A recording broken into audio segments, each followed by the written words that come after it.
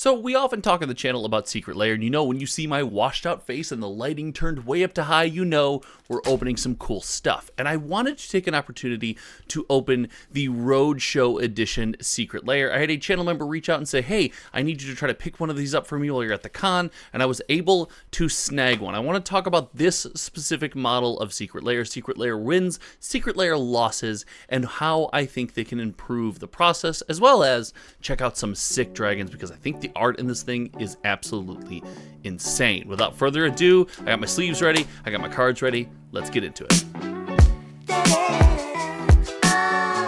Welcome back to the channel, everyone. If you guys don't know, I picked up this playmat at MagicCon Chicago, and I have just been dying for an opportunity to use it, and this opening seemed perfect. And if you are watching this video, and yes you, everyone pointing, are not subscribed to this YouTube channel, then I will tap this playmat and you will take one.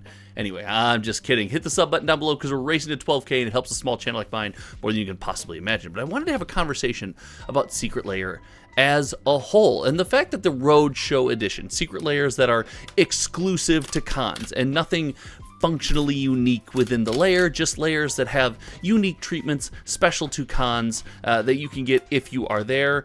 I think this is an absolute win. I do like that there are special cards, promos, and editions you can get of various, cardboard that you're going to slam down the table with special art and different specialties at, attending events that reward you for going out to these things. Because in my opinion, it doesn't hurt the game at all. Ooh, as we see, just through the looking glass there, clearly the best dragon. I'm gonna tell a little story about this when we open this, but it's clearly a good way to not break the functionality of the game at all, while still offering something truly special and rewarding for those who get out and decide to get after. So without further ado, without having too in-depth of a conversation, let's look at some sweet dragons. Here we go.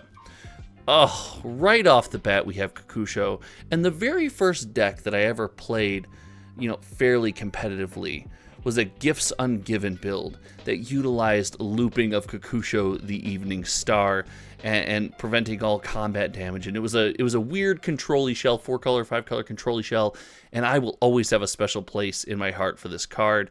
These are beautiful. They're finding their way to a commander table near you. Wow, centering on that, not super great, but this card will always have a special place in my heart, and this is where Secret Lair shines, in my opinion. Cards that you're attached to, cards that we love in unique, in special treatments. Now this is it's a little bit of a throwaway card. It's very cheap. We're not going to go too deep into the value here. Obviously, I think we opened the most expensive dragon right away, but the art here and just the style and the vibes we're getting from these cards is outstanding. And while the value might not be there, especially for this card particular, it's a gorgeous series of cardboard rectangles, if you will. Now, diving into something like this, there is a time in Secret Lair where you start to, maybe there's just too many versions of a card out there, and Niv is approaching that space. I would have loved to see more of the dragon series, the Evening Star, the Morning Star, some Yoshis, some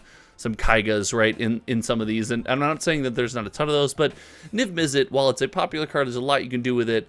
We're seeing a lot of that, a lot of them out there. I would have liked to see something different. I know that the value is still pretty good, and this is a beautiful Magic card. Big shout out to the artists here. I'm getting more and more into Magic art as I started to pick up some playmats and some stuff from MagicCon. And finally, the Scion of the Dragon. We got a specialty card down there. We're not going to see what it is. I'm not going to show you guys until the very end. No looking, no peeking, nobody look and see what it is. Gosh, this Scion of the Dragon. It's just a pretty card. It's just a beautiful piece of art. And it's a shame that grading isn't as popular in Magic as it could be, because, man, I would love to see that. And the secret card. Oh, let's slide this to the edge so we have, a nice way to pick this up.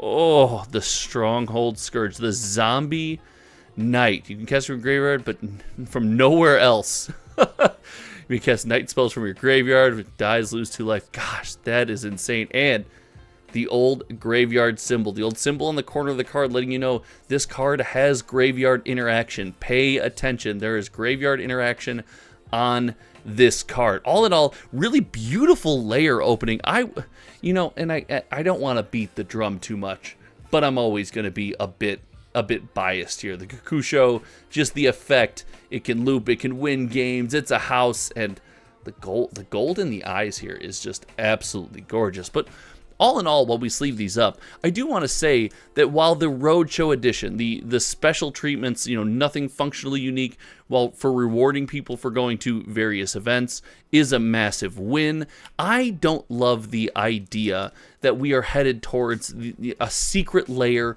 release. And shout out to my buddy Louie over at Kitchen Table TCG. If you haven't checked out his YouTube channel, he is a very, very good content creator, very cool Magic the Gathering content, and a close personal friend of mine at this point, so make sure you go over there and sub. But he often makes the point, and he has bet on the Wizards of the Coast releasing a full-fledged set in Secret Lair, and I gotta tell you, that to me is something I'm not super interested in, because as an involved and engaged Magic the Gathering fan, I do think Secret Lair is a fine thing. I am a fan of nothing functionally unique. When we've done functionally unique Secret Lairs, I've been vocal about the fact that I don't like it. But the idea that you can be plugged in, get a limited drop, get unique treatments of cards, it doesn't gatekeep anybody from playing the game. All these cards are available, and in fact, most of the cards they're printing aren't valuable reprints. I think that's often a big complaint about the program. I really do think it's a fine thing. It doesn't really hurt anybody.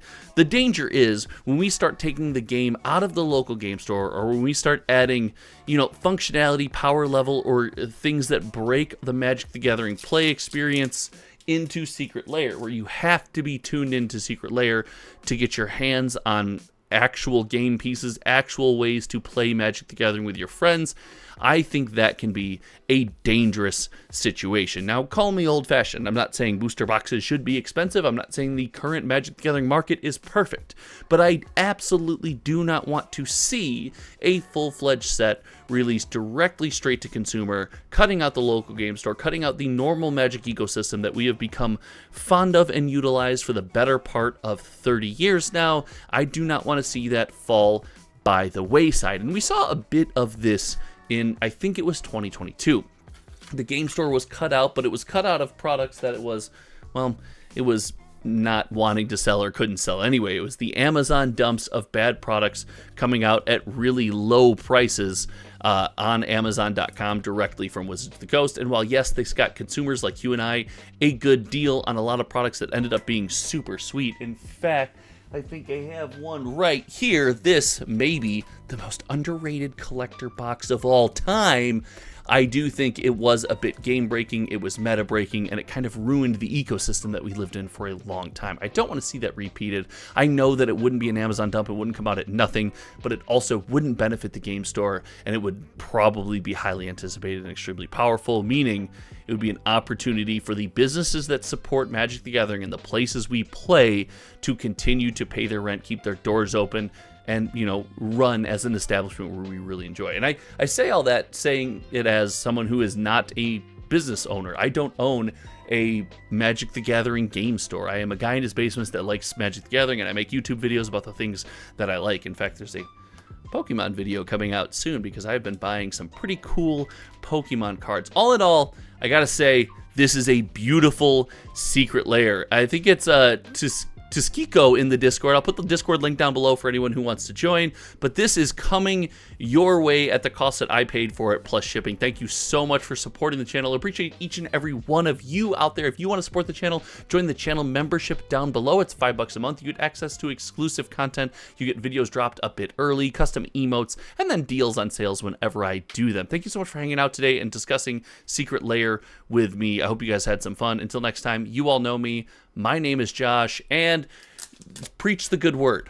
Preach the good word of the streets of New Capenna. The set was way underrated. I'm telling you, I will say this until I'm blue in the face. All right, take it easy, everyone. Goodbye.